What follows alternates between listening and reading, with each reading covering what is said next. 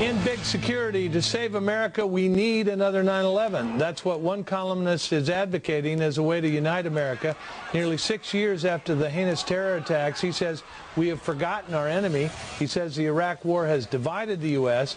The Republicans and Democrats are on the attack over the war. We pulled together after 9/11, but he justifies his controversial statement by saying the United Front just didn't last. And now, bloggers are outraged. Some say the journalist should be fired from his job for suggesting we, quote, need another attack. So is this just a means to shock or offend, or does this columnist actually have a valid point? Well, he's here now live to explain. Philadelphia Daily News columnist Stu Biofsky. So, Stu, let you say it again. What do you say America needs at this point?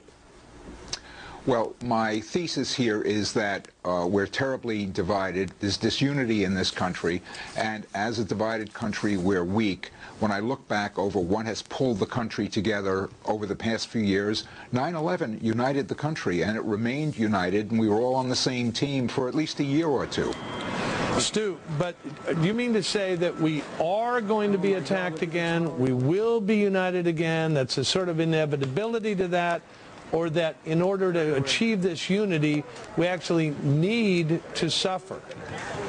John, I didn't actually call for an attack on the United States. I can see where people read it that way, but I didn't actually say it. However, another attack on the United States is inevitable. I believe that, don't you? Yes, I do, actually, and I think it's going to take a lot of dead people to wake America up. I think the deal, Stu, is the word need. I mean, if you say, well, it's going to happen and Americans are going to die because we've let down our guard, one thing, but when you say we need an attack, it especially has riled relatives of the dead. John, I can understand them being upset. Are you reading from the headline or from the text of my column, which I don't have in front of me? Well, that's a good point. Did you use the word need in the text, or was it only the headline? It's the headline. So you don't endorse the word need? No, I don't. There was a slight difference. Other people write headlines, and it's not exactly what I was trying to say. All right. So, but if you look at the context, what you're trying to say is that somehow we've let down our guard. We're fighting each other instead of the terrorists, and that if we don't get it together, people are going to die. That's absolutely correct. We're fighting like a group of rabid dogs, and our attention should be turned elsewhere. And I also say that the primary reason for that, in my opinion, is the war in Iraq, which has been conducted so horribly by the administration. Stu. Not by our troops. Yeah, okay. I don't want to get you in further trouble, Stu. What has been the reaction? Did the newspaper switchboard light up? No, we don't have a switchboard, John.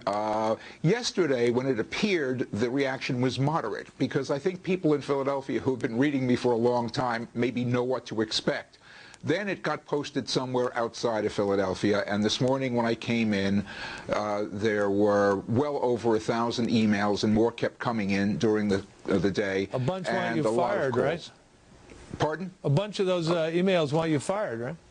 A number of people told me that they were calling my editor and they were going to suggest that he fire me. Yes, I don't think that's going to happen. You standing by the column? Oh, absolutely. Stu Biofsky, down in Philadelphia. Stu, thanks a lot.